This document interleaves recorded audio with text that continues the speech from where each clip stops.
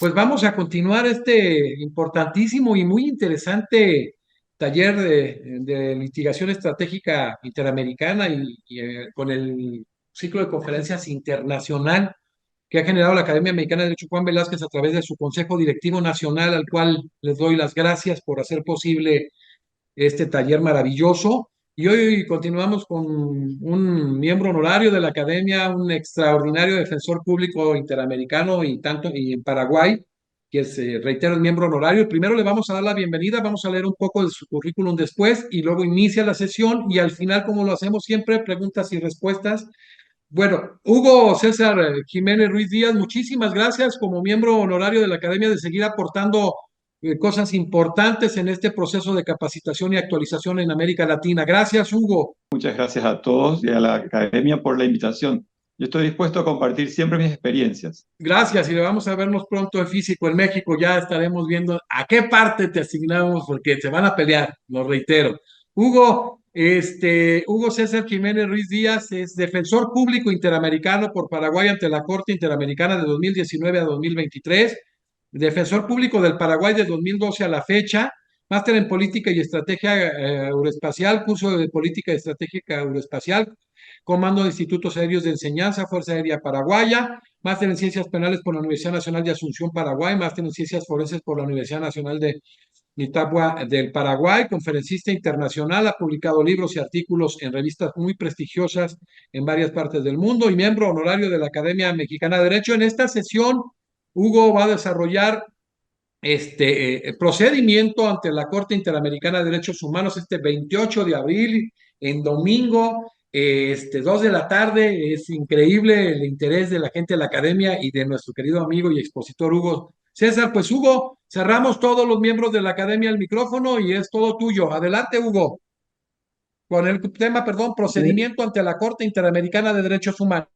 Muchas gracias, Jesús. Muchas gracias a todos y a todas por estar y compartir un domingo tan hermoso con nosotros y por sobre todas las cosas poder trabajar sobre cuestiones como la,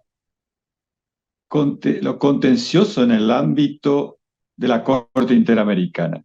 Debemos recordar que, esto contencioso y esta discusión que surge en este ámbito constituye una lucha política muy interesante para Hispanoamérica, porque podemos hablar del progreso permanente de nuestras naciones y la búsqueda permanente en todo aquello que hace a la posibilidad de comprender los alcances de la protección del ciudadano ante el poder del Estado. Y este poder no solamente es un poder político, sino también un poder físico, un poder material, un poder que establece límites al desarrollo de los proyectos de vida de cada persona. Es ahí entonces que la importancia que tiene el acuerdo que han arribado nuestros estados para de tal forma ejercer un control con relación a la protección de derechos humanos resulta sumamente interesante. Desde ese punto de vista, quiero compartir con ustedes algunas ideas, experiencias, sobre todo, y algunas opiniones con relación a estos trámites que deben desarrollarse ante la Corte Interamericana. Desde ese punto de vista, es importante recordar siempre que ante la Corte Interamericana de Derechos Humanos solamente pueden presentarse demandas formuladas, ya sea por la Comisión Interamericana de Derechos Humanos o por la Corte Interamericana. En ese sentido, es importante recordar que toda petición del ciudadano de a pie, el ciudadano común, diríamos, lo puede hacer ante la Comisión Interamericana que inicia los trámites correspondientes a los efectos de analizar si este caso puede planteado corresponde o no a una alteración del orden público internacional con relación a la protección de los derechos humanos, a los estándares de protección de los derechos humanos. Es así entonces que la Corte se encuentra en el camino directo de analizar la violación o no de derechos humanos por parte de los estados a partir de las presentaciones que haga la Convención Interamericana en ella. A esa presentación generalmente le llamamos una función contenciosa de análisis dentro de lo que se encuentra la resolución de casos. Esta resolución de casos se da a través como parte de un mecanismo de supervisión que hace a la vez una función, ¿cómo diríamos? Una función política de estandarizar los sistemas de protección de derechos humanos en Hispanoamérica. Y hablo de Hispanoamérica para romper un poco aquel concepto de Latinoamérica que tenemos y para diferenciarnos un poquito más y marcar nuestras pautas entre todos aquellos que habitamos y formamos parte de la Organización de Estados Americanos. En ese sentido, también es importante decir que no todos los países que forman parte de la Convención Americana han ratificado y han reconocido la jurisdicción de la Corte Interamericana de Derechos Humanos. 20 países actualmente forman parte de ella y deben ser considerados como aquellos que pueden intervenir. Sin embargo, la Corte Interamericana en muchas ocasiones ha expresado poder también emitir resoluciones con relación a otros países, dependiendo de las circunstancias que se den en el ámbito de las peticiones. También la Corte Interamericana puede resolver cuestiones consultivas que les fueran planteadas por los estados. ¿Qué es lo que debemos considerar para presentarnos ante la Corte? ¿Qué documentación, qué leyes, qué reglamentos? El primero de todos es la Convención Americana de Derechos Humanos, el protocolo adicional de la Convención Americana sobre Derechos Humanos en materia de derechos económicos, sociales y culturales. Uno de los puntos sumamente importantes últimamente considerados por la Corte Interamericana a la hora de resolver responsabilidades internacionales de nuestros estados ha sido la evolución con relación a la exigibilidad de estos derechos humanos relacionados al ámbito económico, social, cultural. La Convención Interamericana también para prevenir, sancionar o erradicar la violencia contra la mujer, el reglamento de la Corte Interamericana de Derechos Humanos del año 2009, los estatutos de la Corte Interamericana de Derechos Humanos, el acuerdo de entendimiento entre la Corte Interamericana de Derechos Humanos y la Asociación Interamericana de Defensores Públicos del año 2009, también el reglamento del año 2013 de unificación en la actuación de la AIDEF ante la Comisión y la Corte Interamericana. Estos dos últimos puntos son sumamente relevantes, pues permiten la intervención de defensores públicos interamericanos ante la Comisión Interamericana de Derechos Humanos o ante la Corte Interamericana para representar a aquellos ciudadanos que no cuentan con la capacidad económica suficiente para solventar gastos de abogados particulares, de licenciados en Derecho de manera particular y hacerse representar o preparar sus escritos o formular sus peticiones de manera correcta, de tal forma que puedan reunir todos los requisitos o estándares exigidos por la Corte a la hora de presentación de denuncias, demandas, peticiones, etc. En ese contexto, entonces, los defensores públicos interamericanos pueden intervenir ante la Comisión Interamericana o ante la Corte en representación de las supuestas víctimas. Para ello, y ante esa mención, es importante hablar de este sistema de protección multinivel con el que contamos en América y que hace al sistema interamericano. En primera instancia, la Comisión Interamericana que analiza en primer lugar y observa, tiene la posibilidad de observancia a nivel regional del cumplimiento de los estándares de protección de derechos humanos y el cumplimiento de la Convención Americana. Luego, la Corte Interamericana de Derechos Humanos, que entiende las cuestiones contenciosas, aquellos que no han sido resueltos de manera amistosa o conciliatoria o por admisión propia del Estado, no han sido resueltos en el marco del procedimiento de la Comisión. ¿Cuál es la característica principal de este sistema interamericano y qué es subsidiario? Es lo primero que tenemos que recordar. Y en ese contexto, entonces, cuando hablamos de recordar que es subsidiario, solamente podemos decir que no hay ninguna acción del Estado o ninguna petición ciudadana o demanda ciudadana que pueda llegar ante la Comisión Interamericana que no haya agotado primero las instancias internas del Estado.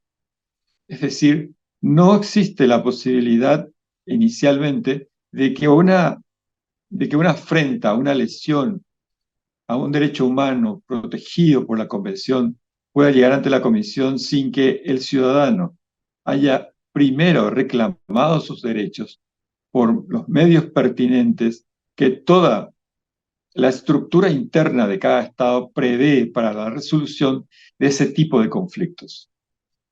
Pero existen excepciones, o como casi siempre existen excepciones a las reglas, también se pueden verificar excepciones a estas circunstancias. Por ejemplo, una de ellas es que el Estado demandado no cuente con el recurso efectivo y amplio a los efectos de poder responder al reclamo hecho por el ciudadano. Por ejemplo, como una circunstancia bastante interesante que me había dicho Jesús que aquí participan muchos magistrados. Entonces, un punto bastante interesante, existen regiones, existen países en los que un juez puede ser destituido por organismos extrajudiciales, sean constitucionales estos o no. Y en ese sentido, algunos países, como por ejemplo en el Paraguay, no existen aún recursos directos que los que pueda plantear el juez que fuera destituido, salvo una acción genérica prevista en la Constitución como una garantía constitucional, que es la acción de inconstitucionalidad. En ese sentido, entonces, se podría decir que el Paraguay para esos casos no tiene aún una respuesta efectiva y directa que pueda ser útil para el ciudadano que desee reclamar su derecho. Se pueden dar múltiples otros ejemplos. Así también, otra excepción a la regla en cuanto al agotamiento de recursos es que el Estado no responda en un plazo razonable. Considerando como plazo razonable aquello que tenga relación directa con, en primer lugar, las diligencias desarrolladas por el Estado para responder al ciudadano con relación a la petición formulada o el reclamo formulado, o bien, considerando la complejidad del caso que le es propuesto al Estado y este no lo hace en tiempo y forma, o sea bien, previsto por las mismas normas internas, o bien, no estando previsto por las normas internas en un plazo determinado, de igual manera, el plazo para dar respuesta al reclamo ciudadano, internamente hablando, no ha sido respetado o no es lo considerable según la complejidad del caso.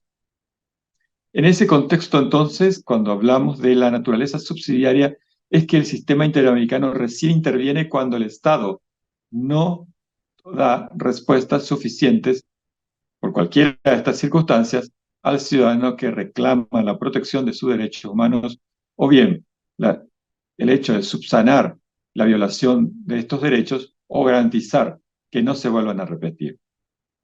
Otro punto importante del sistema interamericano es el monitoreo del cumplimiento de los instrumentos propios del sistema interamericano, cuya lectura la he dado anteriormente y que hace referencia principalmente al cumplimiento efectivo de la Convención Americana de Derechos Humanos y en especial aquellos dos primeros artículos tan relevantes para el sistema como es el primero, dar cumplimiento efectivo a las normas previstas en la Convención Americana o Pacto de San José de Costa Rica, y en especial a la segunda norma que hace referencia a que el Estado y todo aquel que interviniera en su nombre debe adaptar todas las medidas internas y los recursos internos de tal forma a que respondan a los estándares previstos por la Convención Americana. En ese contexto, entonces, cuando hablamos de subsidiariedad, cuando hablamos de intervención del Estado, la Corte Interamericana, recién cuando el Estado no da respuesta, o recién cuando la Comisión Interamericana no obtuvo una respuesta efectiva del Estado, ya sea porque éste no aceptó los hechos, porque no se avino a una conciliación, no buscó un acuerdo, o no dio cumplimiento a los acuerdos, o no respondió directamente a la Comisión, entonces esta tiene la potestad de iniciar el procedimiento a los efectos de que se pueda dirimir si existió o no responsabilidad del Estado reclamado por el ciudadano como incumplidor, una responsabilidad internacional del Estado como incumplidor en la protección de los derechos humanos. Entonces, de acuerdo con la Convención Americana, solo los Estados partes y la Comisión tienen este derecho de someter un caso a la decisión de la Corte. Yo puedo no estar informado del todo, pero no conozco actualmente a la fecha casos planteados por estados ante la Corte Interamericana. El tribunal no puede atender peticiones formuladas por individuos o organizaciones. Estos deben ir ante la Comisión Interamericana. De esta manera, los individuos u organizaciones que consideren que existe una situación violatoria de las disposiciones de la Convención y deseen acudir al sistema interamericano, deben dirigir sus denuncias a la Comisión Interamericana, la cual es la única competente para conocer las peticiones que le presente cualquier persona o grupo de personas o entidad, incluso no gubernamental, que esté legalmente reconocida con relación a denuncias, quejas de violación de la Convención por parte de un Estado.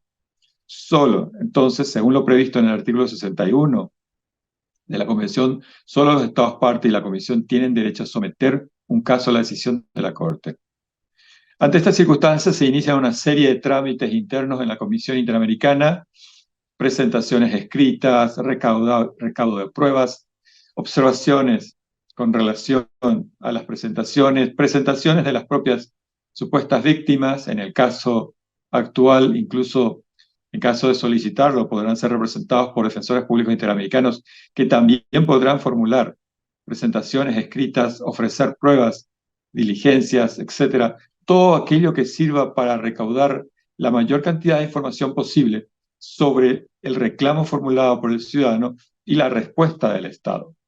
Puede ocurrir, puede ocurrir que un Estado reconozca parte de los hechos reclamados, pero no la totalidad. Entonces, de igual manera, una vez desarrollados los trámites internos, admitido el caso, corrido traslado al Estado para que lo conteste y no habiendo opciones de arreglo, como lo había dicho anteriormente, entonces la Comisión Interamericana de Derechos Humanos puede formular lo que conocemos como un informe de fondo, es decir, un informe por el cual se comunican los hechos considerados como violatorios de derechos humanos, las normas de la Convención Americana que consideran ser violadas, y en ese contexto entonces formular una denuncia ante la Corte Interamericana de Derechos Humanos. Es como la demanda puesta ante la Corte que tendrá esta que analizarla. Esto está previsto en el artículo 50 de la Convención, en el que se habla directamente de no llegarse a una solución dentro de un plazo que el Estatuto de la Comisión lo prevea. Este redacta un informe en el que expone los hechos y sus conclusiones. Si el informe no representa en todo en parte la opinión unánime de los miembros de la Comisión, cualquiera de ellos puede agregar a dicho informe su opinión por separado. También se agregan informes de las exposiciones verbales o escritas que hayan hecho los interesados, es decir, los denunciantes, las supuestas víctimas, los defensores públicos interamericanos que representen a estas víctimas, o bien el propio Estado. Todo ello, todo ese conjunto deberá ser presentado ante la Corte Interamericana. Pero la pregunta que podríamos hacernos es, ¿pero qué debe contener una demanda que lleve tal entidad a los efectos de requerir la intervención de la Corte Interamericana? Lo primero de todos, lo primero de todos es son los datos de aquellas personas representantes de las víctimas, de las supuestas víctimas, o también los datos completos, la ubicación, etcétera, todo aquello que sirva para identificar a las supuestas víctimas. Pueden existir casos o pueden existir casos en los que no, estas supuestas víctimas no sean identificables. Y entonces, en eso estamos hablando, por ejemplo, de casos que afecten a violación de derechos relacionados a una comunidad determinada, o a una población determinada, o a un grupo determinado de personas. En esos casos, entonces, por lo menos se deberá identificar a los representantes de la comunidad de tal forma que estos puedan servir de enlaces con la comunidad y puedan, a su vez, establecer su participación como delegados de esa comunidad. También la Comisión Interamericana en la demanda deberá presentar todos los motivos que le llevan a requerir la intervención de la Corte Interamericana de Derechos Humanos, sus observaciones con relación a respuestas dadas por el Estado, así también como las recomendaciones que hubiera hecho anteriormente en el marco de dicho procedimiento. Por otro lado, deberá acompañar las copias de todo el expediente tramitado ante la comisión, con todos los datos, sea digital y posteriormente en físico. Las pruebas que recibió, incluyendo audios, transcripción, con indicación de los hechos, argumentos sobre los cuales se versan estos hechos, la indicación de las pruebas que se recibieron en procedimientos contradictorios, es decir, aquellos que el mismo Estado haya ofrecido. Y cuando, de alguna manera, si se llegara a afectar el orden público interamericano, entonces, en relación a los derechos humanos, digo bien, entonces la Comisión Interamericana también podrá designar a los peritos que pudieran establecer sus opiniones especializadas con relación a los hechos esgrimidos. Para ello, acompañar también el currículum o la hoja de vida de estos peritos. Finalmente, la demanda de la Comisión Interamericana deberá contener sus pretensiones. Entendemos por pretensiones aquellas cuestiones que hacen a la reparación que solicita o que sugiere la Comisión Interamericana para el caso específico. Hecho esto, o dada esta circunstancia de la presentación de la demanda ante la Corte Interamericana y analizada la admisibilidad o la falta o podríamos decir, la falta de cumplimiento de todas las formalidades, la Corte Interamericana podrá otorgar un plazo razonable, 10 días, a la Comisión, a los efectos de que éste cumpla con todos los requisitos o complemente los requisitos. ¿Qué podrían ser estos? Por ejemplo, que la hoja de vida de los peritos no haya llegado completa, que no esté debidamente individualizada las presuntas víctimas, ejemplo. Ese tipo de cuestiones que hacen a meras formalidades en el marco del proceso. Recibida la denuncia por parte de la Corte Interamericana y analizadas todas estas cuestiones, la Corte Interamericana corre traslado al Estado y a las presuntas víctimas para que éstas contesten la demanda. ¿Quiénes son los primeros obligados a contestar y qué plazos cuentan? Son las presuntas víctimas y sus representantes. El plazo que tienen es de 2 meses. Ellos deberán presentar un escrito analizando y fortaleciendo los argumentos esgrimidos por la Comisión Interamericana, planteando sus propias pretensiones, su propio análisis jurídico. ¿Qué es lo que no pueden modificar los hechos ya argumentados por la Comisión Interamericana? Los hechos sobre los cuales versarán los argumentos, las pretensiones y el análisis desarrollado por las presuntas víctimas o sus representantes deberá estar basado única y exclusivamente en los límites de aquellos formulados por la propia Comisión Interamericana. Sin embargo, a lo largo de estos trámites y en la experiencia del análisis de los casos, ha surgido la jurisprudencia de la Corte Interamericana en cuanto a que la, las presuntas víctimas o sus representantes podrán incluir al momento de contestar o presentar sus requerimientos a la Corte, podrán agregar hechos contextuales que puedan explicar con una mejor amplitud aquellas circunstancias fácticas ya analizadas o ya formuladas por la Comisión Interamericana. Un ejemplo, se da el caso de un despido masivo en una fábrica y en ese sentido la Comisión Interamericana considera que estos hechos del despido masivo y la falta de respuesta efectiva y diligente por parte del Estado hace que se hayan violado sus derechos en cuanto al respeto a la dignidad o bien en cuanto a las garantías judiciales que el Estado debe brindar. En ese sentido, plantea una serie de casos y de presuntas víctimas en este despido masivo.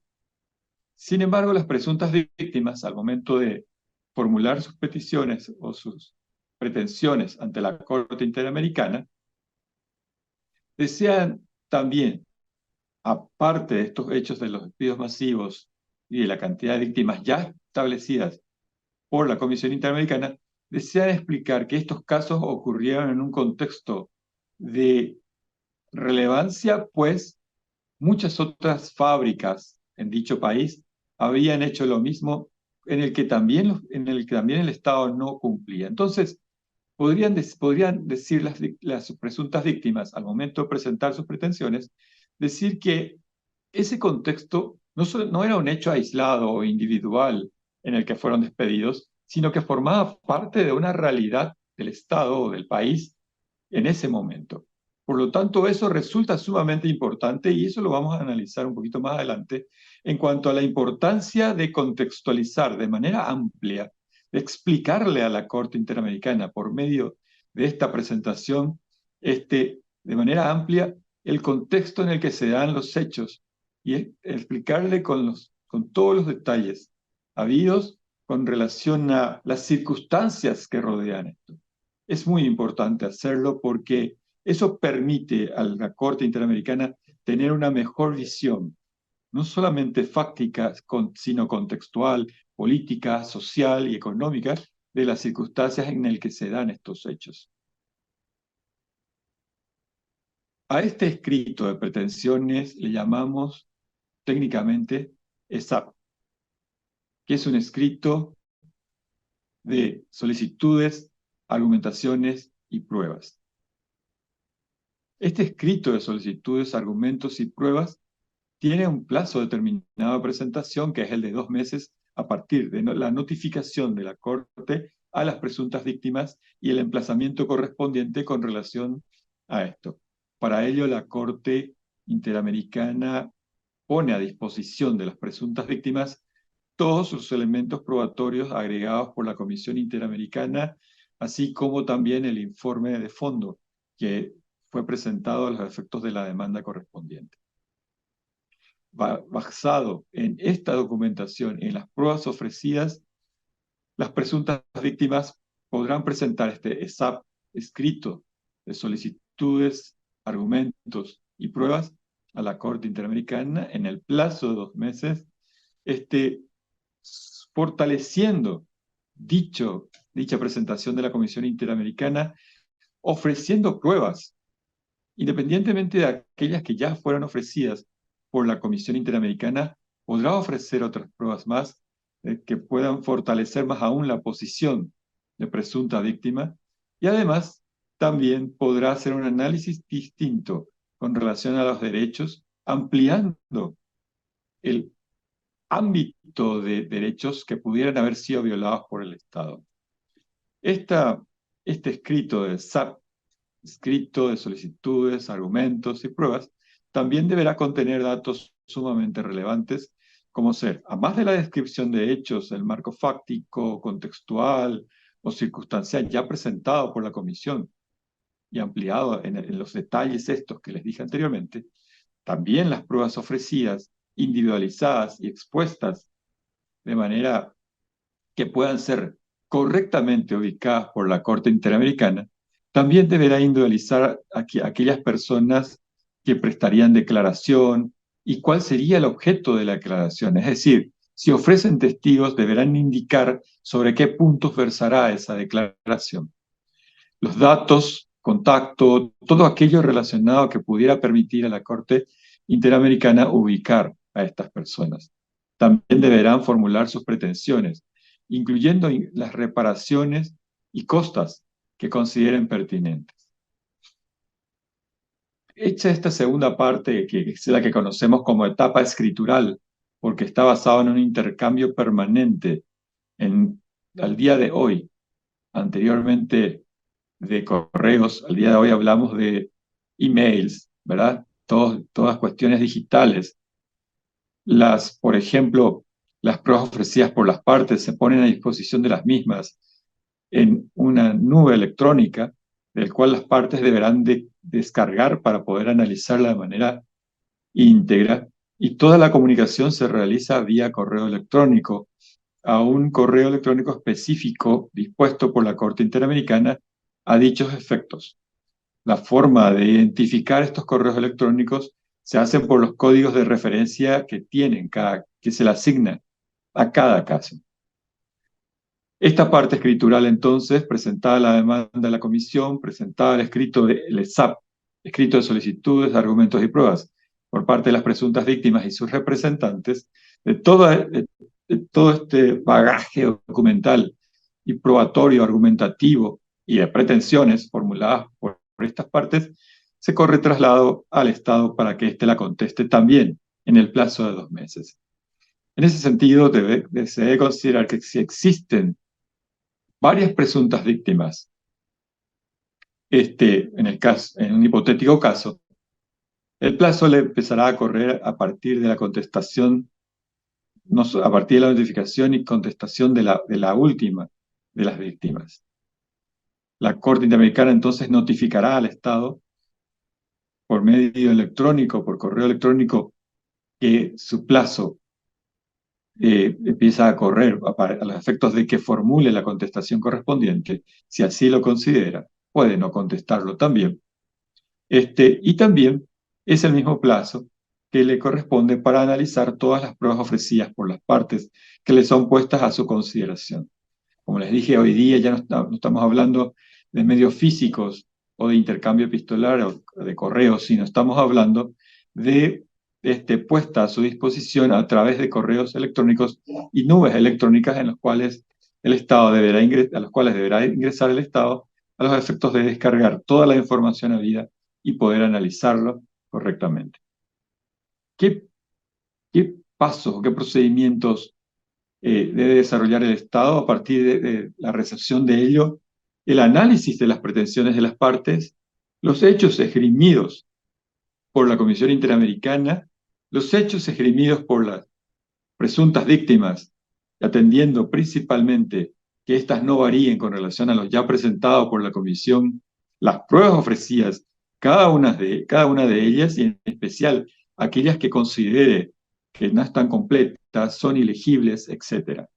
Si el Estado considera que no tiene todos los elementos suficientes, por ejemplo, existen cuestiones que no resultan claras en la pretensión de las partes, o bien las pruebas no se hallan completas según lo propuesto o ofrecido por las presuntas víctimas o por la misma Comisión Interamericana, entonces el Estado podrá solicitar a la Corte se rectifiquen dichos problemas de formato a la hora de poder responderlos. Entonces podrá, en base a eso, solicitar incluso una ampliación del plazo para contestar la demanda y la pretensión de las presuntas víctimas, mientras tanto se subsanen aquellas cuestiones que ha considerado como insalvables a la hora de ejercer lo que conocemos como el derecho de defensa en el marco del debido proceso.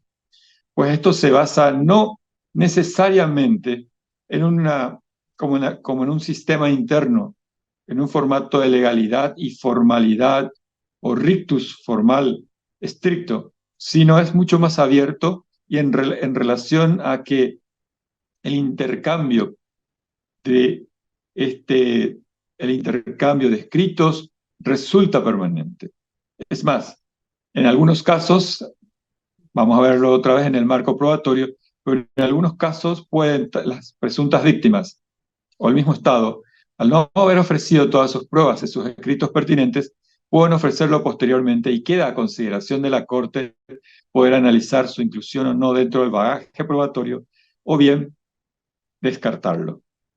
Pero si el Estado decide contestar en el plazo y forma por tener todos los elementos a disposición y tener la claridad en la pretensión de las partes, así como el poder analizar cada una de las pruebas, porque son escritos legibles, son presentaciones entendibles o son pruebas completas, entonces el Estado podrá presentar su contestación a la demanda en el que naturalmente podrá aceptar la totalidad de los hechos, aceptarlo parcialmente o directamente no aceptar ninguno de los hechos y llevar a eso a una decisión de la Corte para su deliberación y sentencia. El hecho de no contestar, si se diera la circunstancia de que no hiciese referencia a algunos hechos específicos, Eso la Corte lo considera generalmente como un silencio con relación a la admisión de estos hechos, por lo tanto considera no controvertido.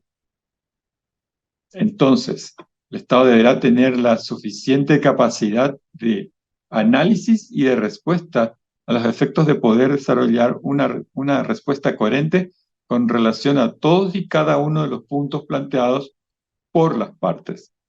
Yo diría, comparativamente dentro de un régimen interno, es como aquella demanda en el ámbito civil, en la jurisdicción civil, en el que necesariamente la parte demandada debe analizar todo lo presentado y contestar todos y cada uno de los puntos planteados por la parte demandante y negar o afirmar los hechos que fueron esgrimidos por la parte. También en este escrito de contestación de la demanda deberá ofrecer las pruebas obtenidas, deberá ofrecer las pruebas que ellas en un orden determinado, como les dije anteriormente, todos están obligados a presentar de manera correctamente individualizada cada una de las pruebas, así también aquellas personas que prestarán su testimonio en el marco del proceso, del desarrollo del proceso, sus datos personales, hechos sobre los cuales prestarán declaración, etcétera. En el caso de pretender incorporar peritos, también lo deberán ofrecer, de tal manera que estos puedan emitir una opinión experta sobre determinados temas en el que el análisis, en análisis técnico-jurídico, resulta sumamente importante. Hablaremos posteriormente sobre estándares de prueba y ahí podría dar algunos ejemplos más relacionados a estas condiciones en cuanto al perito, al experto que estaría declarando sobre puntos, sobre cuestiones muy puntuales. También el Estado deberá incluir dentro de su contestación sus fundamentos jurídicos, sus observaciones, así como la solicitud de costas que pudieran plantearlas, además de sus objeciones u opiniones o análisis con relación a las reparaciones solicitadas por las presuntas víctimas. Finalmente, también deberá formular sus pretensiones y, por último, todo aquello que considere pertinente para fortalecer su posición desde su carácter del ejercicio de la defensa. Con ello, las conclusiones correspondientes.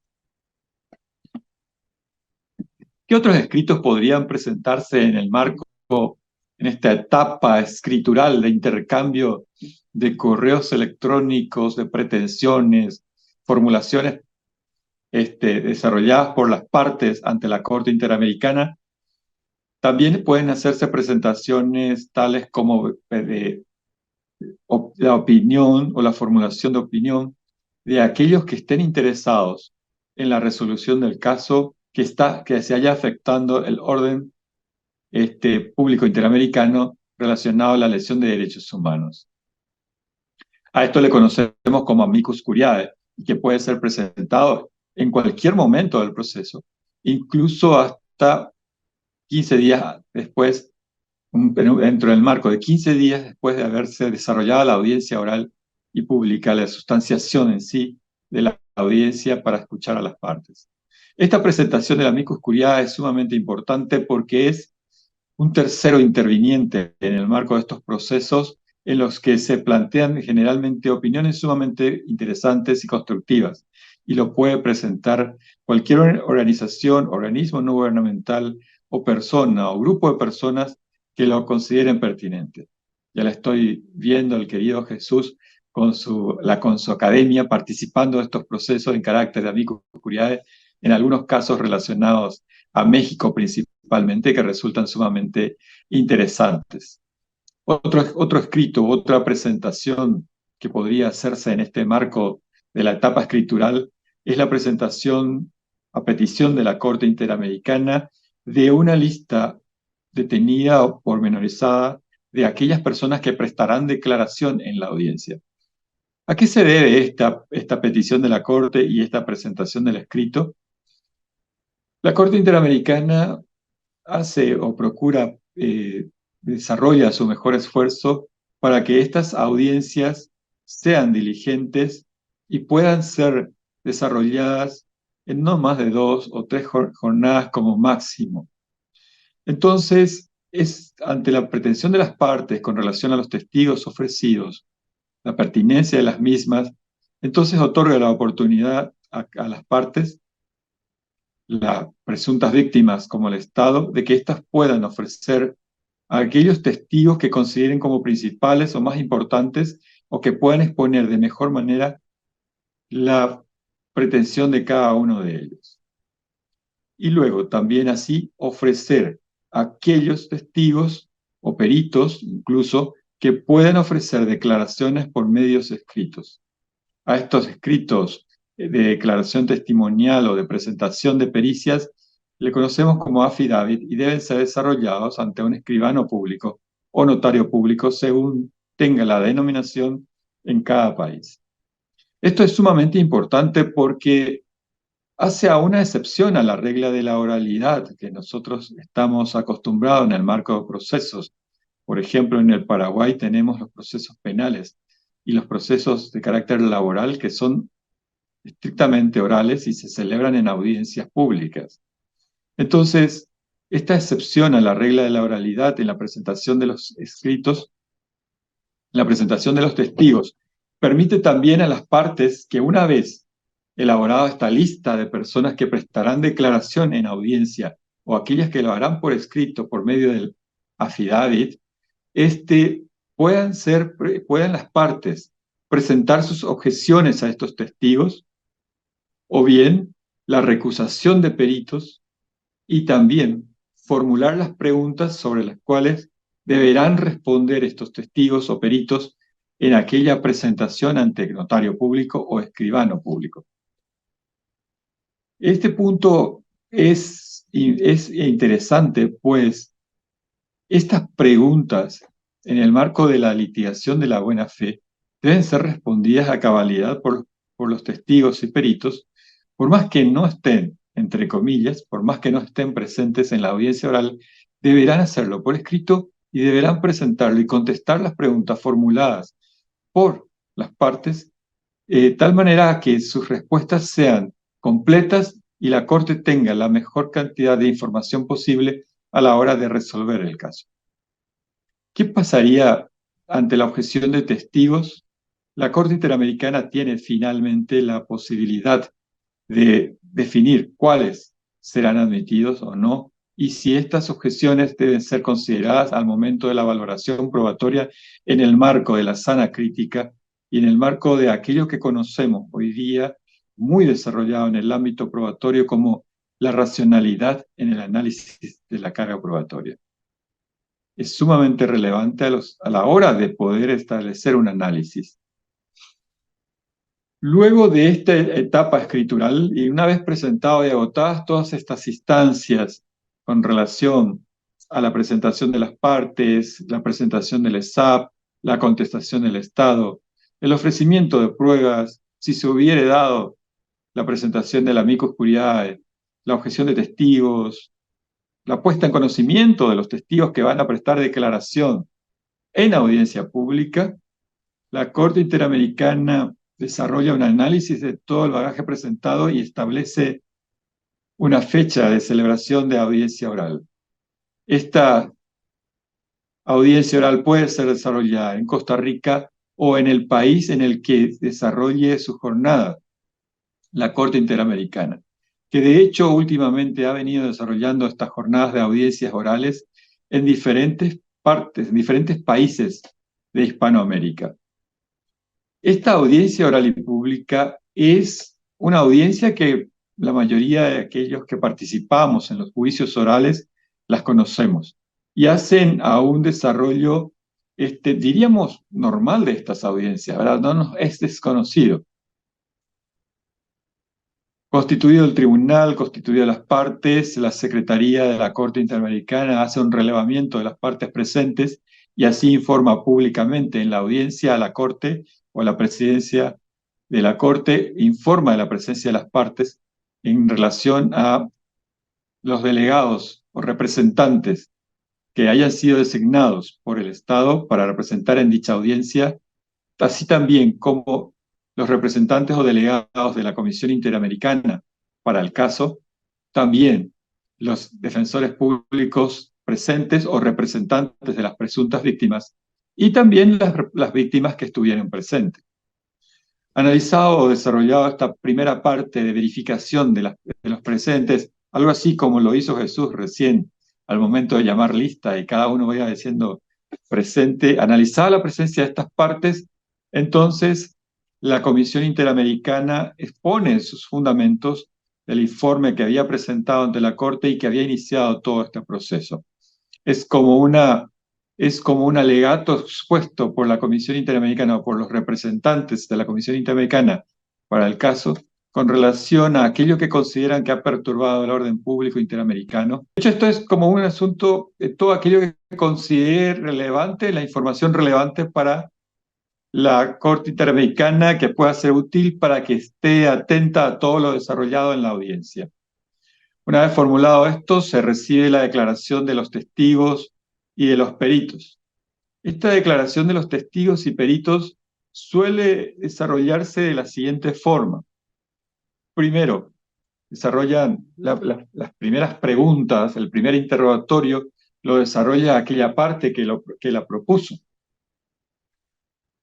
Pueden ser personas relacionadas a los hechos, personas que tuvieron conocimiento de los hechos, pueden ser incluso las mismas víctimas, las mismas presuntas víctimas que presten declaración sobre estos hechos.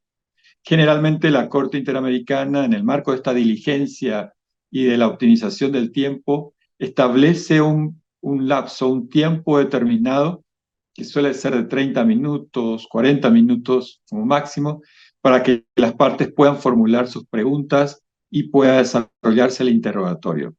Luego se le concede a la contraparte, diríamos, se le concede también la oportunidad de formular su contraexamen. En ese contexto, la Corte va participando generalmente de este interrogatorio, formulando preguntas ampliatorias o incluso formulando otro tipo de preguntas que pudieran permitirle tomar la resolución correspondiente. El listado de preguntados que podrían formularse es sumamente amplio. Naturalmente, en el marco de la litigación estratégica se propone siempre que estos preguntados sean aquellos que sean sumamente válidos para formular los alegatos, sean estos al final de la audiencia oral o sean establecer puntos ya sumamente importantes para fortalecerlos posteriormente con el último escrito dentro del marco del proceso, que es el alegato conclusivo.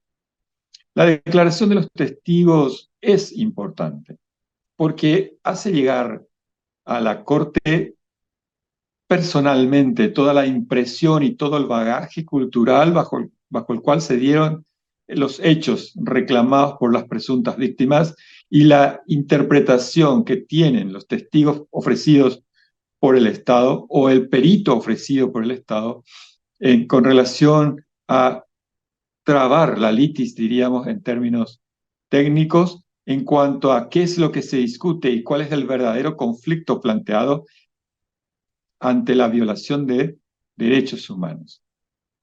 También resulta sumamente importante porque cumple con aquel principio tan querido de los juicios orales, que es el principio de inmediatez, que permite al juez tomar sus propias impresiones de aquellos que están prestando declaración.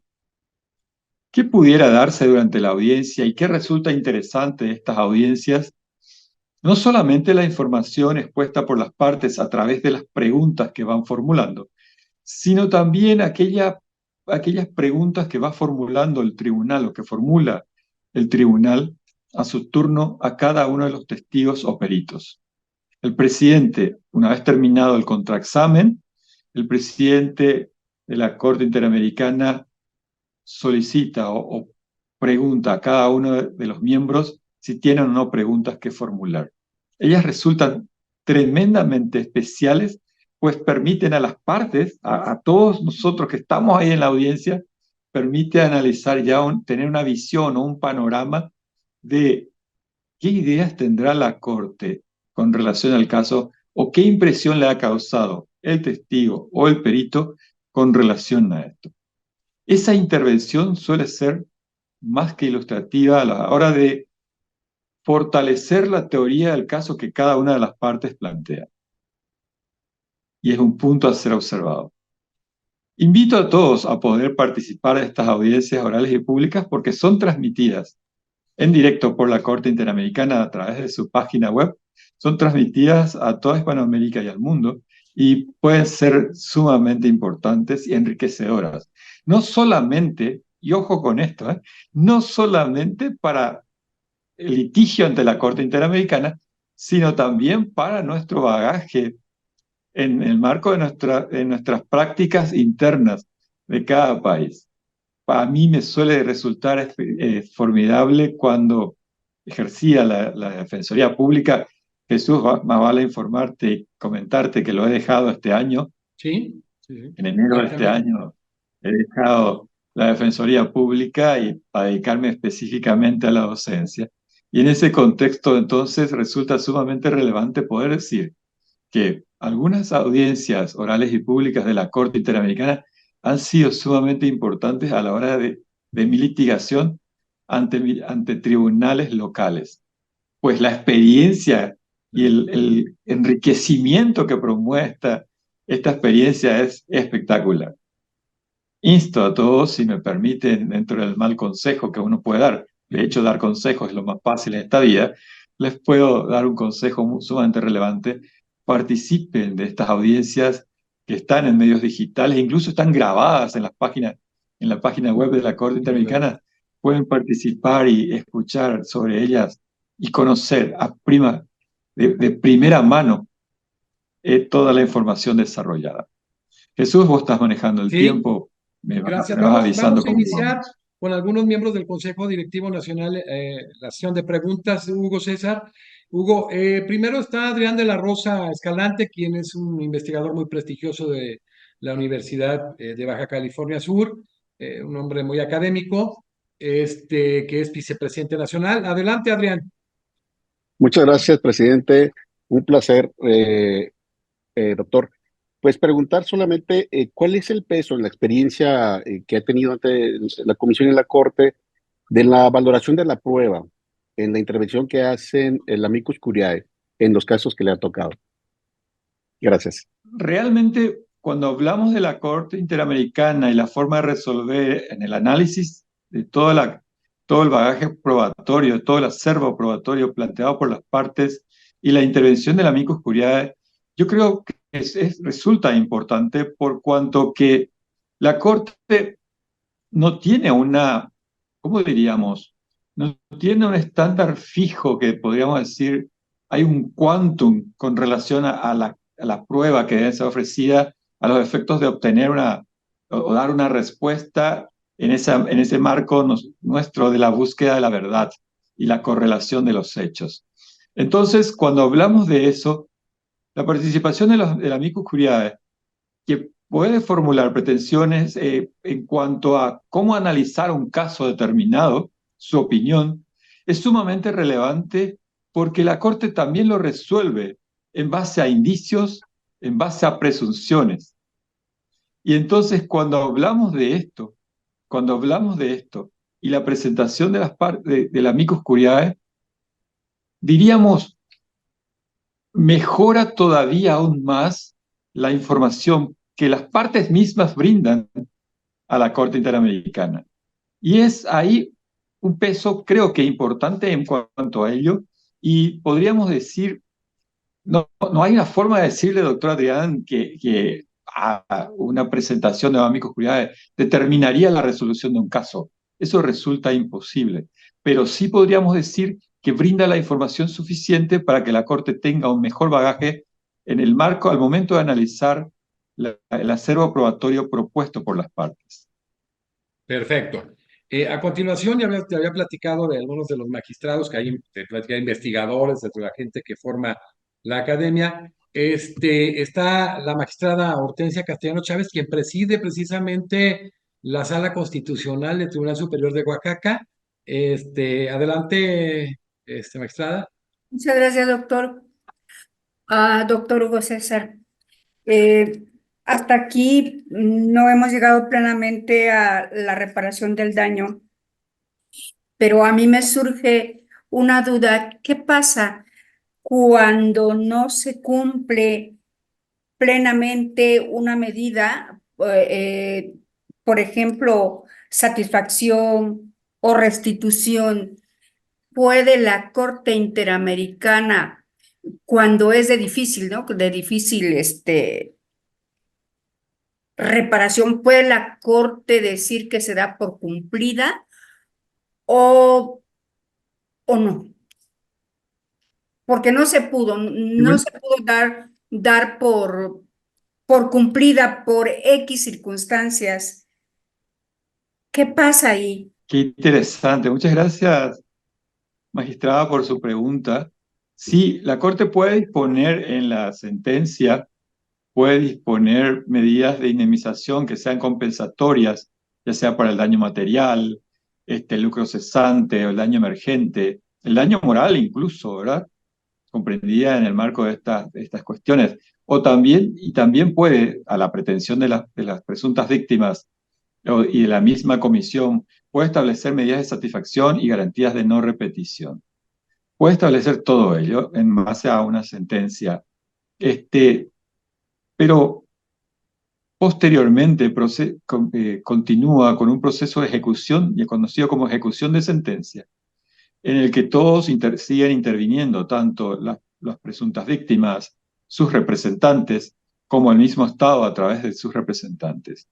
En ese proceso, mi querida magistrada, yo le podría decir es un intercambio permanente de informes por parte del Estado, de su cumplimiento o de las cuestiones que va a ir cumpliendo o que fue cumpliendo con relación a lo dispuesto por la Corte, y a contrapeso los informes de las presuntas víctimas, así como de los defensores, sus representantes legales, en este caso la Defensoría Pública. Ello con sustento también de la intervención de la Comisión Interamericana. Como es un proceso político, como le digo proceso político porque la instauración misma o el sistema interamericano mismo es una decisión política de los estados de someterse a un control Interesante. en cuanto al respeto de derechos humanos. Y en ese punto resulta interesante, no hay archivamiento del caso, no hay cierre hasta el cumplimiento efectivo de las recomendaciones de la Corte Interamericana. El proceso continúa y lo continúa por largo tiempo. Lo que lo que ha hecho últimamente la Corte Interamericana en algunos casos es que considerar que cuando las víctimas se consideran resarcidas o se consideran ya cumplidas con la sentencia en cuanto a ellas, por más que algunas garantías de no repetición no hayan sido establecidas o cumplidas por el Estado, también la Corte ha resuelto en algunos casos cerrar o archivar y dar por cumplidas las sentencias, pero han sido los menores casos. Muchos de ellos continúan 10 años, 20 años después, continúan siendo analizados y trabajados por la Corte en un proceso de diálogo permanente.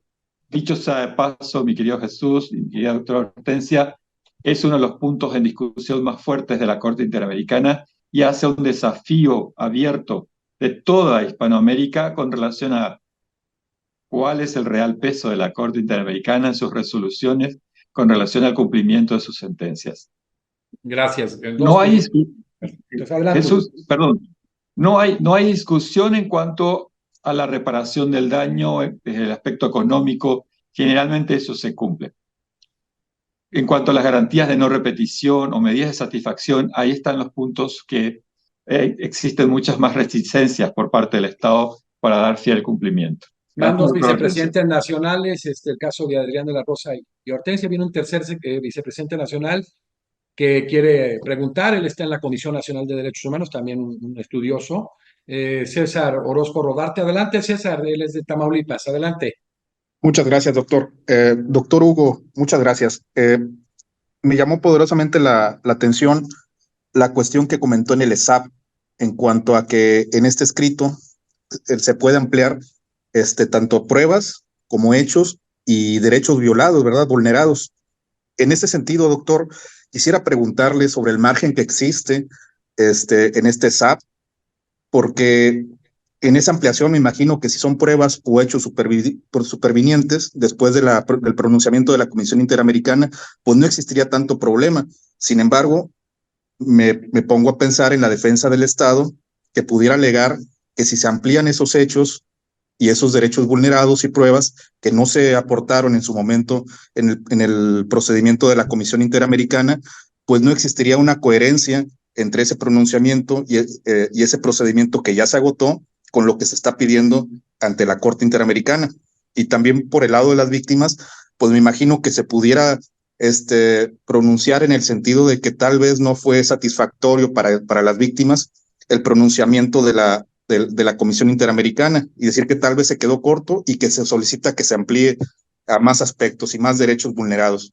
Y creo que esto pasó en el caso de Campo Algodonero contra México, que en este sentido únicamente se reconocieron a 3 víctimas, 3 mujeres víctimas, siendo que incluso en la sentencia de la Corte se habla de un pronunciamiento, una observación general del Comité de la CEDAW, que hablaba de más víctimas. Sin embargo, me parece que fue una defensa del Estado mexicano en el sentido que únicamente se había empezado ese procedimiento de la Comisión Interamericana ante 3 víctimas y ya no se pudo incluir a más. Muchas gracias, doctor. Es un punto bastante interesante y controversial. Los hechos formulados por la Comisión Interamericana en su demanda o informe de fondo no pueden ser ampliados o modificados. Ojo con eso. No pueden agregarse nuevos hechos. Lo que sí pueden hacer las presuntas víctimas, a los efectos de ilustrar mejor las condiciones y las circunstancias por las cuales se dieron esos hechos, es establecer un mejor contexto o una mejor explicación o una explicación mucho más profunda con relación a los hechos ya expuestos por la comisión. Repito, no pueden ser ampliados los hechos, pero sí pueden ser contextualizados de una mejor manera. Les recuerdo que había expresado también que la Corte Interamericana, en algunos casos, como en el caso Paniagua Morales versus Guatemala, había resuelto que la Corte no solamente resuelve en base a la testimonial, pericial, documental, videos, etcétera, que son planteados como pruebas, sino también tiene en consideración cuestiones circunstanciales, indicios y presunciones que pudieran ser útiles a la Corte para resolver el conflicto. Porque después de todo, y es bueno, por eso es muy buena la pregunta, después de todo, la Corte no es que busca culpables específicos como en el ámbito del sistema penal, sino lo que busca analizar es si el Estado como tal, como estructura organizacional, ha respetado o no estos derechos humanos. Por lo tanto, su visión es mucho más amplia y su análisis tiene que ser mucho y muy, ¿cómo diríamos eso? Muy acercado a la realidad de cada país y a la realidad de la etapa en la que está viviendo ese país. Por otro lado, con relación al derecho, el análisis que yo pueda desarrollar en cuanto a estos hechos y considerar que estos hechos violan derechos diferentes a los esgrimidos por la Comisión u otros más, aparte de los ya requeridos por la Comisión, lo puedo hacer sin ningún problema. Es mi análisis, es la Corte la que finalmente va a resolver sobre estas cuestiones. Por ello es que el Estado tiene posteriormente la posibilidad de contestar, la posibilidad y el plazo suficiente de contestar una vez que las partes hayan expuesto todas sus pretensiones. Finalmente, con relación a las pruebas, yo puedo ofrecer pruebas. Es más, la Corte ha dispuesto en diversos casos, uno de ellos es el que le mencioné anteriormente, Paniagua Morales versus Guatemala, o el caso Cruz Sánchez de México, por ejemplo, también, la Corte ha señalado también que las pruebas pueden ser ofrecidas por las partes en cualquier momento, incluso en algunos casos ha dicho, no importa si no son supervivientes a los ya presentados por la comisión o desarrollados en la comisión, siempre y cuando la Corte considere que aportan datos útiles para resolver el conflicto. Cuando hablo de resolver el conflicto, estoy hablando de emitir una resolución con relación a la sentencia que le es requerida. Jesús. La flexibilidad, ¿no? El tema de cómo cambia la preclusión de la prueba cuando hablamos la prueba como, el derecho a la prueba como parte del debido proceso de ley. La- Interesante. Jesús, en ese punto es importante decir que la única que sigue la regla de Stoppel o el principio de Stoppel es para el Estado en cuanto a su formulación de excepciones, en su formulación de excepciones que puedan ser planteadas al momento de contestar la pretensión o el SAP de las contrapartes. O sea, es la única. Posteriormente, este procedimiento es abierto, absolutamente abierto. Perfecto. Viene ahora, te había comentado cuando platicamos previo en cuanto al foro, es que es un grupo muy selecto en buen sentido de consejo directivo, investigadores, magistrados, gente de la función pública, litigantes, profesores, gente muy brillante, incluso defensores públicos, que hay algunos aquí, directores de defensorías públicas, está Che, están algunos, está Jesús, que presidió en Oaxaca la Defensoría Pública y tuvo el segundo cargo a nivel de organización nacional, mi querido tocayo Jesús Herrera. Y me preguntabas tú de magistrados, te decía que hay bastantes, y en esta sesión entraron algunos, ya viste, entró la magistrada Hortensia de la Sala Constitucional, va a entrar ahora, va a seguir ahorita José Alberto Peregrina Sánchez, que es un magistrado muy prestigioso en retiro de Colima, creo que estuvo el secretario general de gobierno, estuvo en la secretaría, ahorita le vamos a dar el uso de la voz. Y está Jesús Martínez Garnero, de los que ya te había hablado previa a la sesión, que fue presidente del Tribunal Superior de Guerrero, actual magistrado, incluso fue secretario general de gobierno y gobernador interino de Guerrero. Entonces, en este momento le damos el uso de la voz a José Alberto Peregrina Sánchez, subsecretario nacional de organización académica, quien es magistrado en retiro del estado de Colima. Adelante, mi querido José Alberto. No pasa nada. Eh, Doctor Hugo, Licenciado. para evitar gastos de la víctima, sobre todo, que a veces no tiene la posibilidad ni siquiera de moverse a los juzgados o donde tenga que acudir en su momento que va llevando su procedimiento, quisiera saber en qué porcentaje todos esos procedimientos ante la comisión y ante la propia corte se pueden llevar a distancia en cuanto a su totalidad. Los testigos, los peritos, el desahogo de pruebas y todo lo demás. Y otro punto, si me permite, en algunos países, inclusive en México, que a veces no utilizamos esa figura, los jueces tienen la posibilidad de utilizar o de impulsar diligencias facultados, lógicamente, por la norma para mejor proveer, pero no lo hacen porque le señalan aspectos de tendencia e interés en el asunto. Usted comentaba que la Corte lo puede llevar a efecto en relación a preguntas para mejor conocer o para mejor proveer lo que se está resolviendo. ¿No les han hecho señalamientos cuando resuelven que la Corte tuvo alguna tendencia a llevar a efecto esta facultad? Como había dicho anteriormente, como esto es un proceso contencioso de carácter diferente, un tribunal diferente a nuestros tribunales locales, su responsabilidad es diferente a la del tribunal local, porque nuestros tribunales locales tienen que determinar específicamente quién es autor de un hecho, señalarlo con el dedo e imponerle una sanción estricta penal. Entonces, la Corte Interamericana ejerce esa facultad, diría yo, muy ampliamente, ejerce esa facultad de establecer medidas de mejor resolver.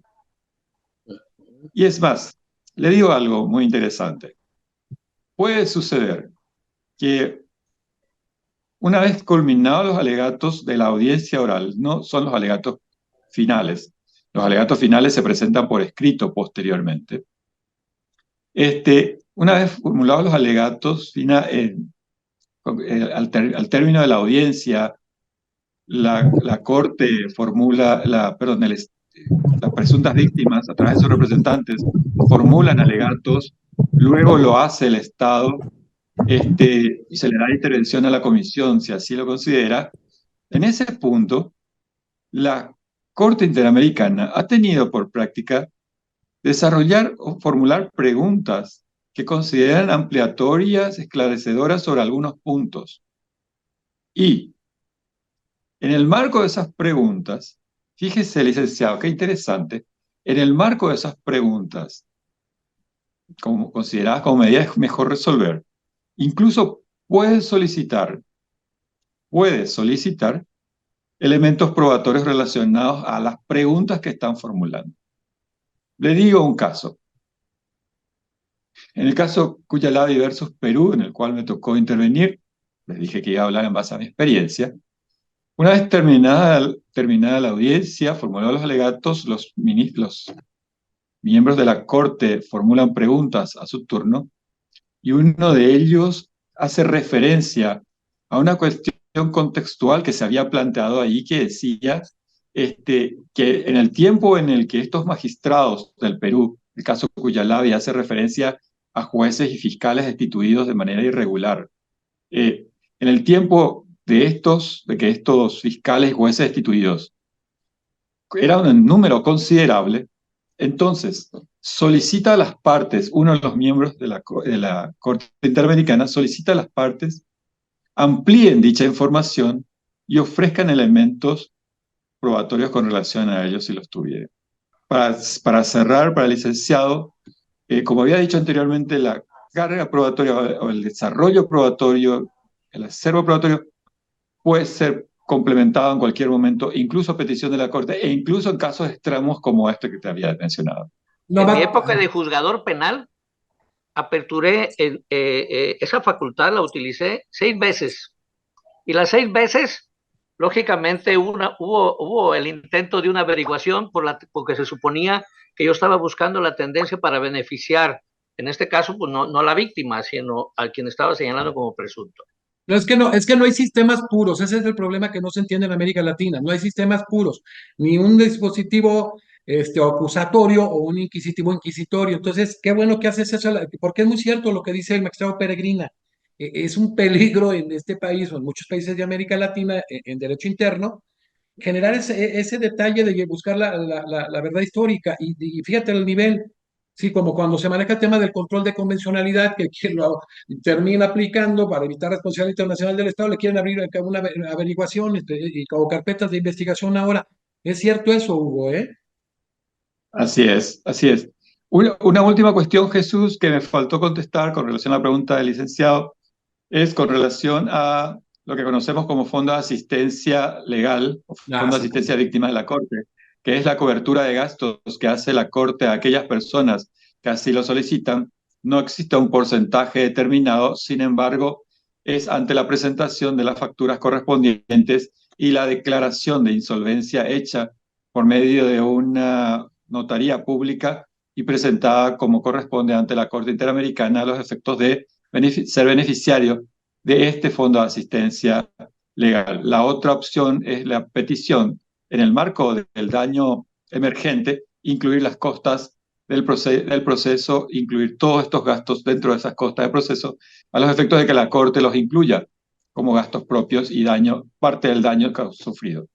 Oye, Hugo, no quiero dejar de expresar la alegría y el orgullo que me da tú también como parte de miembro honorario de la academia, de que todos los que están aquí seleccionados son estrellas en buen sentido dentro de nuestro país y que tenemos, ¿sabes qué? Limitar las preguntas porque todos son brillantes, todos quieren preguntar. Tú me has preguntado por cuestión de la ponencia, este tema de los magistrados, y me da mucho orgullo, por ejemplo, que haya estado Adrián de la Rosa, que es un tipo muy acucioso y un gran investigador, César Orozco, desde la visión de la Comisión Nacional de Derechos Humanos, que en temas de migración de migrantes ha hecho cosas espectaculares, igual comprometido. Y luego me preguntaste específico de magistrados, te decía, bueno, ya estuvo la magistrada Hortensia Castellanos, que es una estrella también, mis respetos. El magistrado, ya lo viste, qué inquieto, al mi querido magistrado Alberto Peregrina. Y ahora va a preguntar precisamente el magistrado que ya te había platicado, Jesús Martínez Garnelo, del estado de Guerrero, también un hombre muy brillante. Entonces, fíjate, ya tienes aquí 3 vicepresidentes nacionales que son magistrados.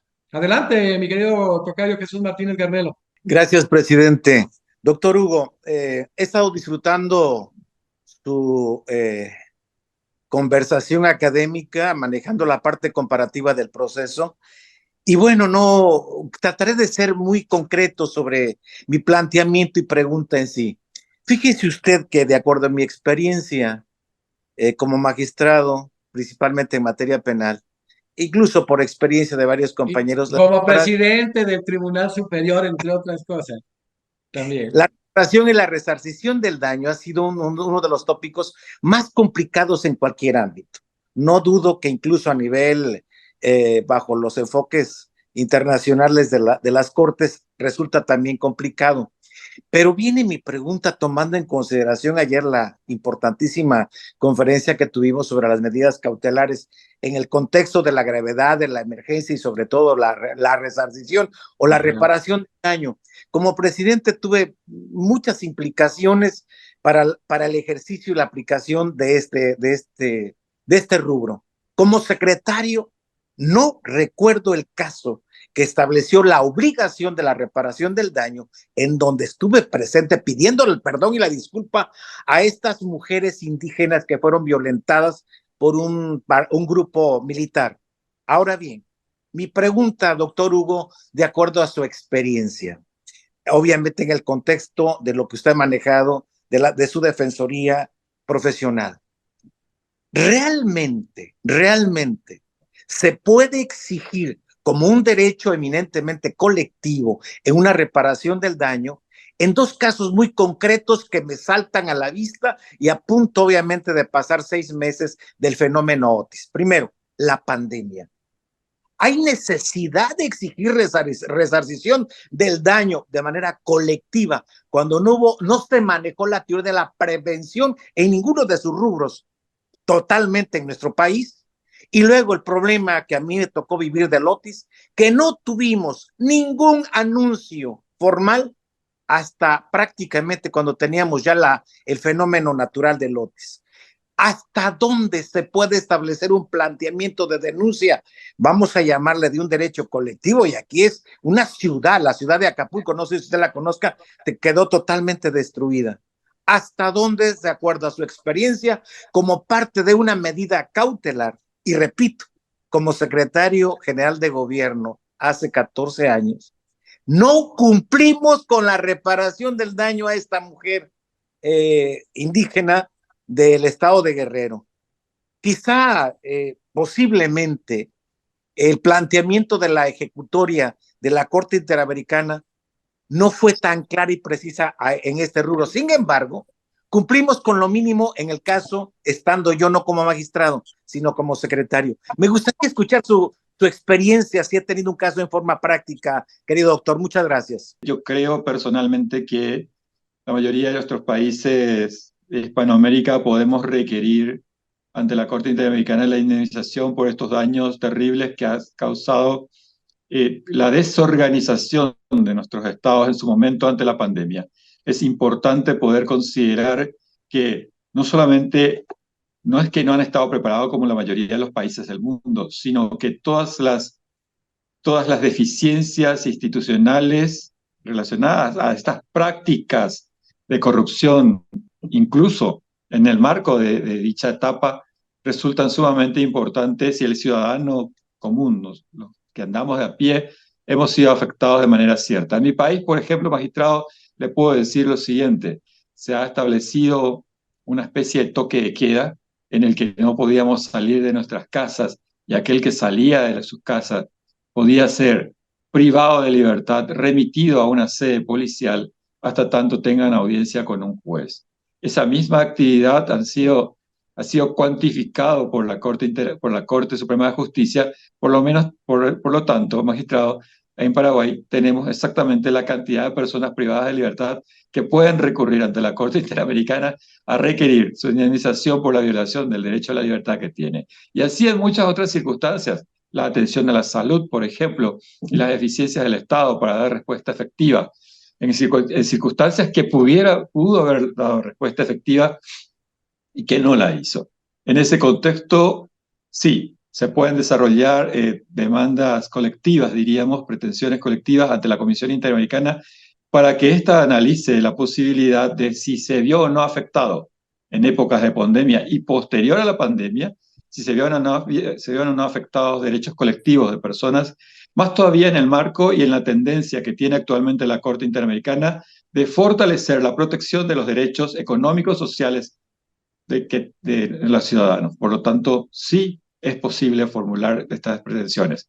Con relación a la reparación del daño, sigo diciendo, Es un desafío de la Corte Interamericana poder plantear, creo que la doctora Ermelinda también era una preocupación para ella, poder plantear respuestas efectivas y de cumplimiento cierto y acabado con relación a estas sentencias de la Corte Interamericana. Es un proceso de diálogo político y cultural que tiene la Corte Interamericana y la Comisión Interamericana con cada Estado para ir dando cumplimiento a ello. Le digo un caso sumamente interesante, como resulta el caso Saboyamaxa versus Paraguay en cuanto a, ¿qué cosa? Simplemente la entrega de sus tierras ancestrales y el reconocimiento de su derecho de propiedad con relación a dichos inmuebles. Hasta hoy día, la comunidad Saboyamaxa sigue luchando por sus tierras ancestrales. Está en el lugar, está asentado, perfecto, pero hasta hoy día no tiene un título de propiedad que le diga si estos de ustedes el Estado les ha entregado. Gracias. Le doy un ejemplo. De hecho, y cierro con esto la idea, de hecho entonces esto refuerza la idea de que al ser una institución política, todavía exige un análisis profundo de la academia con relación a cuál es el futuro de la Corte Interamericana ante estas circunstancias como la planteada incluso por el querido magistrado. Oye, mi querido Hugo, por ahí uno de nuestros miembros del capítulo Morelia, mi querido amigo Ernesto Che Ruiz Marínez, también un hombre estudioso, defensor público desde hace muchos años, prestigioso, mi amigo. Te quería plantear algo en relación a este tema que se ha dado en la condena de México por la prisión preventiva oficiosa que se maneja a nivel constitucional. Adelante, Ernesto. Muy agradecido. Sí, maestro, en relación a la prisión preventiva oficiosa, lo que es en México, y más en mi bonito estado de Michoacán, en ciertas regiones, los jueces de control prácticamente hacen caso omiso a las resoluciones de la Corte Interamericana. Entonces, nuestra preocupación como defensores públicos es qué podemos hacer más allá de interponer los recursos necesarios en nuestro propio Estado. Somos muchos defensores que mostramos esa inconformidad con la falta de valoración por parte de los jueces hacia las resoluciones de la Corte Interamericana. ¿Qué pudiera hacer el defensor público del Estado mexicano en contra de estas determinaciones? Gracias. Gracias, mi querido Ernesto. Oye, Hugo, en ese sentido y esa preocupación, independientemente de la responsabilidad internacional del Estado, qué bueno que hace esa pregunta, Ernesto Che.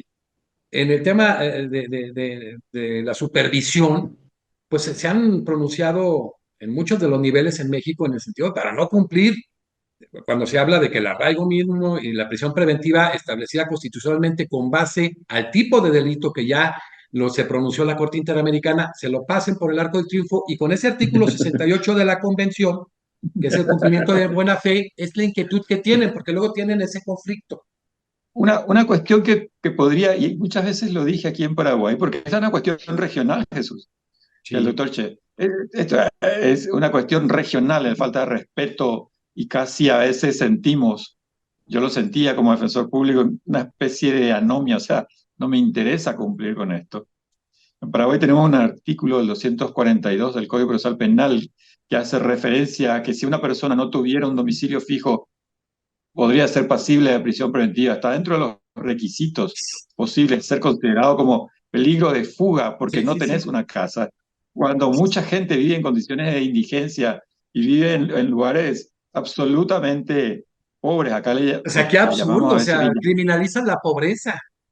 O sea, totalmente, totalmente. Yo había planteado lo siguiente, y lo había planteado como le llamo Jesús, y creo que ustedes tienen también el mismo concepto, podemos hablar de políticas de intervención estratégica, institucional. Es decir, desde la misma institución, de la misma Defensoría Pública, se podría establecer estándares de intervención para los casos de prisión, ya sea prisión oficiosa o prisión en el marco de las causas, prisiones preventivas, y establecer intervenciones y pasos a seguir de tal manera a poder reunir una cantidad de casuística posible y plantearlo eso ante la Corte Interamericana como una nueva opción de litigación en derechos humanos. Yo sugiero eso, o sea, no hay una forma individual de resolver este conflicto porque es una cuestión cultural, ¿sí? Yo tengo un libro que había, un pequeño texto que había publicado y que hace referencia a la presunción de inocencia ¿Y como cuántos una vas a cuestión de traer? ¿Cuántos vas a traer ahora que vengas para dar 10? Los llevo, los llevo. Una Ah, cuestión de contracultura, una cuestión de contracultura paraguaya le llamaba yo, pero realmente tiene que ser regional, Jesús. Es una sí, cuestión de contracultura regional, la sí. presunción de inocencia y en ese marco la aplicación de la prisión. Primero te dejo adentro y después vemos qué pasa contigo, Claro. ¿verdad? Fíjate que ese es el tema, o Entonces, sea, desesperante. entonces Jesús, la propuesta es esta. Establezcamos casuística y litigación estratégica en derechos humanos en el marco de nuestras instituciones, de tal forma a poder llevarlas adelante ante la Corte Interamericana y a partir de ahí. Paraguay no tiene casi denuncias ni peticiones ante la Comisión Interamericana. Por ejemplo, somos muy tranquilos en cuanto a la violación de nuestros derechos. Por ejemplo, no como México, que sí hay mucha enjundia, hay mucho trabajo y hay mucho proceso de desarrollo. A ustedes les sería mucho más fácil aún llevar adelante esa cuestión de litigar estratégicamente con el fin. ¿Qué pasaría en ese caso? El Estado te lo va a ir rechazando, naturalmente, porque es su práctica. Pero cuando hablamos de que es una cuestión regional y cuando hablamos de que reunimos, no sé, 50, 100 resoluciones que son contrarias a la jurisprudencia de la Corte y son contrarias o no practican el control de convencionalidad o son contrarias al artículo 2.2 del Pacto de San José de Costa Rica, todo un valor. Yo creo que vamos a hacer algo. Oye, qué interesante ese tema. O sea, de verdad, a veces en la desesperación que da la gente que hay para que pueda operar el derecho, ¿sí? El tema de la normativa constitucional, legal, la cuestión presupuestaria y las políticas públicas, esa vocación transformadora de que ha hablado la Corte Interamericana no hay. O sea, asocian con impunidad, con corrupción en los ciudadanos incluso este tema y se decanta en un populismo legislativo y un populismo judicial, cuando en nuestra América Latina sabemos lo que está emergiendo en eso. Pero bueno, ya quiero porque siguen dos preguntas más. Jesús Herrera, el secretario nacional de Organización Académica, un hombre también muy trabajador, que fue director de la Defensoría Pública del Estado de Oaxaca, el segundo a bordo a nivel nacional, a punto de ser el primero en ese momento, y un operador muy importante para todas las defensorías públicas del país, y que conoce muy a fondo este tema del litigio estratégico interamericano. Adelante con la pregunta, mi querido Tocayo.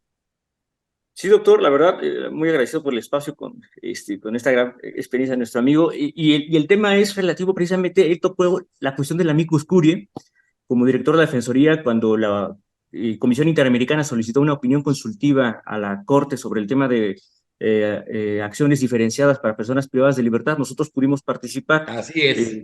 No hay una cultura de entidades institucionales del Estado para participar en esto, es como un balazo en el pie. Y la pregunta respecto con el doctor es, ya esta publicación de esta opinión consultiva ya se hizo el 10 de octubre precisamente del año 2022. Y mi pregunta es, doctor, sobre todo para todos los que estamos litigando al interior del país, ¿de qué manera podemos incorporar esa opinión consultiva con esas acciones diferenciadas que se acaban de interpretar por parte de lo que implica el derecho y sobre todo las reglas de Brasilia para personas en situación de vulnerabilidad, hacerlas efectivas en un proceso judicial local en el estado mexicano, por ejemplo? Sería cuánto, doctor, y muchísimas gracias. Gracias, mi querido secretario. Muchas gracias. Perdón por la ignorancia, Jesús, es una irresponsabilidad mía quizás en relación a conocer un poquito más de México, pero la figura del amparo constitucional, ustedes la tienen presente y muy desarrollado. ¿De qué? No te escuché. ¿La figura de qué? O sea, la figura del amparo constitucional lo tienen sí, sí. muy No, trabajado. el amparo incluso se hizo una adecuación constitucional y legal. Primero en 2011 la Constitución, en 2013 la legal, con una nueva ley de amparo. México es creador del juicio de amparo para el mundo, lo sabemos, pero nos atoramos y después se vieron las experiencias sudamericanas, centroamericanas sobre todo, y hubo un proceso de adecuación. El Poder Judicial Federal realmente es brillante en general, la verdad que es el primer nivel, y sí el amparo mexicano es un gran mecanismo que ahora hubo una laceración tremenda. Tú sabes que es uno de este mecanismo de tutela judicial del 25.1 de la Convención se debe respetar. Después de estos grandes avances tuvimos hay un pequeño, lo platicaremos contigo, problema en relación al tema de la suspensión, pero sí está muy desarrollado el amparo mexicano, muy relacionado y se ha venido adecuando a las necesidades, yo diría. Yo creo que la mejor respuesta que podría dar con las disculpas del caso, y me voy a poner a estudiar, y es una responsabilidad mía, porque es una figura que a mí me encanta y poder aplicarla en el marco del sistema jurídico paraguayo con mucha mayor fuerza. No está desarrollado en Paraguay como tal todavía. Es la figura del amparo, yo creo que es una de las cuestiones que podemos trabajarla en el marco de la tutela judicial efectiva. Sí. Para mí es la respuesta que puedo dar en el marco de mis conocimientos, y perdón si me equivoco, No, con claro. relación a esa cuestión. No, y que lo tiene, o sea, de ahí te mandaré material, hicimos uno del amparo en América Latina con varios de los mejores deportistas, te lo mando vía electrónica para que lo tengas, y ahora que vengas intercambiamos libros para que ahora sí que cuando vengas lo sorteas, para que no decir que tienes preferidos allá. Oye, la verdad me da mucho gusto, estoy muy contento y vamos a cerrar con una pregunta bien en carretera de Teresa Cruz Flores, que ella es vicepresidenta del capítulo Veracruz. Y me decía que sí, porque viene en carretera, viene manejando y se hizo un espacio para hacerte la pregunta que nos manejó Tere, es en el sentido de cómo cuantifica la Corte Interamericana el daño moral a la víctima, es lo que te plantea. El daño a la víctima, ¿cómo se ¿Qué cuantifica? pregunta? La cuantificación del daño de por sí luego presenta desafíos terribles porque hace a la pretensión individual de cada una de las partes y a sus expectativas de justicia. En ese contexto, entonces, la cuantificación generalmente se da ya en base a, como diríamos, estándares relacionados al análisis, por ejemplo, de los daños que le causó a la presunta víctima en el contexto social, de cómo quedó su figura personal en ese contexto, de cómo quedó su familia afectada o no con relación a estos hechos, hablamos de muerte, cuál fuera su expectativa de vida, su actividad, es decir, todo aquello que contextualizaba la vivencia o la vida de esa persona y en qué grado le afectó esto. Si ese contexto se establece un estándar y se hace como se dice popularmente, comúnmente en el marco de los litigios, se hace un análisis de la Corte Interamericana relacionando la responsabilidad por parte del Estado. No tiene un monto específico, sino es dentro de esta contextualización de las condiciones de vida de la presunta víctima. Perfecto. De nuestro delegado en la ciudad en el municipio de Guanajuato, José Ramírez, retoma este tema de la prisión preventiva, de que hay una, Sí, sobre todo en este contexto, mi querido Hugo César, que a veces de inicio con este tema de la constitucionalización del derecho internacional en México a través de este proceso del 10 de junio, una reforma constitucional del 2011, ha costado trabajo como en América Latina. Entonces, las sentencias donde el Estado sea parte son cosas juzgadas porque de acuerdo al tema no hay mecanismos de impugnación, y las que sean contra otro Estado parte son cosas interpretadas, igual vinculantes.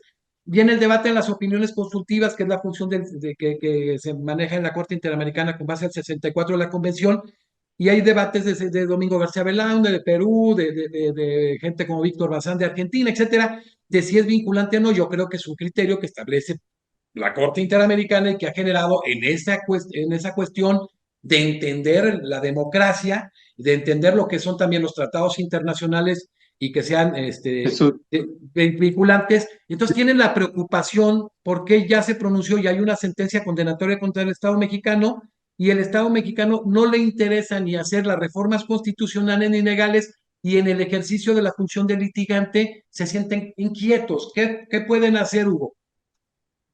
Gracias, Ramírez. Me resulta sumamente interesante. Yo creo que no podemos, a esta altura de este siglo, ya no podemos discutir si son vinculantes o no. Claro. Cuando hablamos del pacta sunt servanda, sí, es simple y claro, estamos ante una obligación del Estado de cumplir sus compromisos. Pena de responsabilidad internacional. para mí es mera retórica la discusión de si son vinculantes o no y si la jurisprudencia debe ser analizada, si las opiniones consultivas pueden ser base de interpretación jurídica, etcétera. Todas esas cuestiones resultan redundantes. Ociosas. Para Paraguay no tanto, porque Paraguay lo adoptó en el marco de su Constitución Nacional. Hay un artículo 245 donde reconoce expresamente la existencia de organismos supranacionales, que protección de derechos humanos, y también le da una cuasi calidad de constitución a los tratados internacionales. Entonces no tenemos tanto problema, pero sí tenemos problema en la aplicación, como toda Hispanoamérica. Ahora, al no cumple el Estado con las obligaciones, no cumple con las recomendaciones de la Corte Interamericana, etcétera, etcétera, es un problema global nuestro, o sea, es un problema cultural regional y no lo vamos a solucionar y mis nietos probablemente no lo verán solucionado. Pero yo creo una cosa, yo creo una cuestión, Jesús. Soy fanático de esto, ¿sí? Algunos países, en base a la resolución de la Corte Interamericana, han modificado sus constituciones incluso. Entonces, es una cuestión puntual de cada ciudadanía exigirle a su Estado a que logre eso. Elijamos bien a nuestros diputados, a nuestros representantes de Congreso para que eso se pueda llevar adelante. Pero hay un punto más, Jesús, hay un punto más. La academia en el ámbito jurídico tiene una deuda aún muy grande. Como diría Carbonell, nuestras facultades de derecho se atrasan.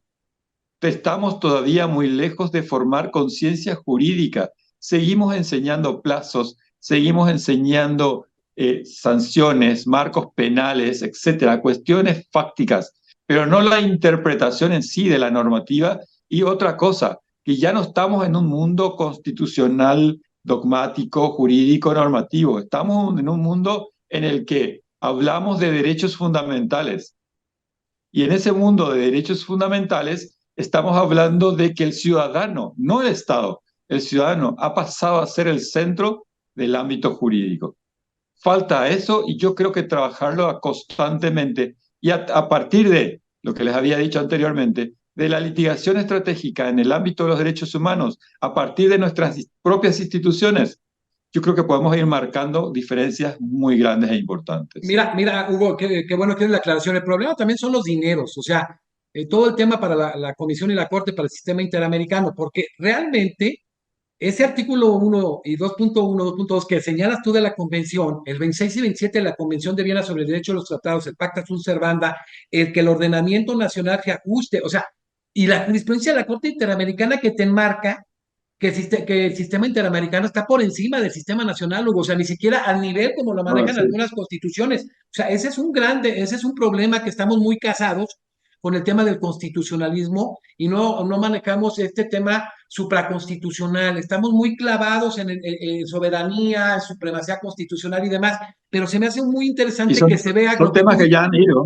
Sí, pero que se acceda ya en esos mecanismos que no son costosos, que son digitales, al sistema interamericano, la denuncia de la comisión, para que haya esa participación. Te platico que la Academia Mexicana de Derecho, a través del Consejo Directivo, cuando fue el tema de la prisión preventiva, que se establecía con base a delitos específicos en automático, hizo foros internacionales, en vez de pronunciamientos, foros con gente, con fiscales, con magistrados, ministros de corte, jueces, estudiosos, académicos, y era la conclusión, se les hacía raro que existieran las constituciones. Entonces, esto nos ha llevado a que en los sistemas nacionales estén en este diálogo de fuentes con el sistema interamericano, estos ejercicios como el de hoy generan muchas cuestiones muy importantes y estas pláticas, estas conferencias, estos diálogos están en muchas universidades de las más importantes de México, porque no nos limitamos a México. Ahora que manejamos el tema del problema que tenemos de la elección, que quieren hacer la elección popular de los ministros de la Corte, pues convocamos italianos, convocamos franceses, convocamos españoles y todos los latinoamericanos para ver las fortalezas y debilidades. Por eso yo te quiero agradecer, mi querido Hugo César Jiménez Ruiz Díaz, perdón, a nombre de la academia, a nombre de este consejo directivo que los ves en domingo, que le trabajan para que se dé todo esto, que lo abren a la cultura, porque tenemos que cambiar esa dinámica, tenemos que cambiar la percepción ciudadana, debemos trabajar en esa vocación transformadora que inteligentemente ha aludido la Corte Interamericana y que no tiene nada más que ver con políticas públicas que en nuestros países no existen, Hugo. Jesús, es un trabajo inmenso, es un trabajo de titanes, es un trabajo que solo nosotros podemos llevarlo adelante. Así. Tú eres parte. Entonces, ya quedamos en la Academia del Consejo Directivo el compromiso. Va a venir primero Dios, Hugo, a México. Se va a traer 10 libros que nos va a sortear para que no vea que tiene preferidos ni favoritos. Y la verdad, Hugo, me da mucho gusto. Te quiero agradecer, te reitero en nombre de la Academia, tu participación en domingo con esa precisión, con los conocimientos, con tu experiencia en el sistema interamericano. Y te reitero, me da mucho orgullo que tú ya lo sabías, de la calidad que se tiene en el interior del consejo directivo de los miembros de la academia. Y la verdad, cada que los escucho, cada que se empiezan a plantear temas, este va a ser un material didáctico de primer nivel, a nivel no latinoamericano, a nivel Latinoamérica y Europa, porque se está exportándose allá. Y hoy agradecerte tu disposición, amigo querido, tu talento en pro de la academia y en pro de este proceso de actualización. Sí es cierto que en las universidades hay rezagos, que los programas y los planes de trabajo, pero ya a través de todos estos mecanismos puedes lograr muchas cosas diferentes, no hay justificación. Yo difiero he tenido Totalmente. diferencias, como algunas coincidencias con Miguel, de hecho escribimos un colectivo que coordiné conmigo, pero sí creo que si nos sacamos a nada más decirles que es en las universidades, nos estamos limitando. Hay muchas fuentes Sí. directas ya que las que puedes acudir, como es el caso del trabajo en diversos institutos y academias de alto nivel, como se ha venido generando a través de estas estructuras y de la cual eres tu parte. Hugo, pues muchísimas gracias, amigo hermano. Un mensaje final para la academia que te tiene un especial cariño y que ya que te van a pelear por ver a qué estado vienes. Solamente decirles lo siguiente,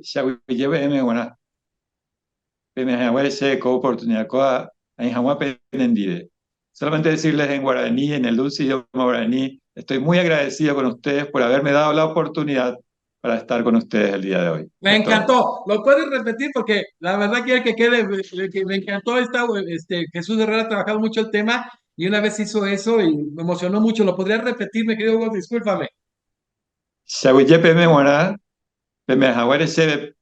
La oportunidad, ahí me este día.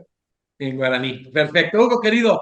Gracias. Sabes el aprecio y lo que te valoramos en la academia y el orgullo que pertenezcas a esta organización y que primero Dios nos vamos a dar un abrazo pronto tú con todos los miembros del consejo directivo. Gracias. Amén. Amén. Encantado. Gracias. Nosotros vamos a seguir en reunión, y gracias, Hugo.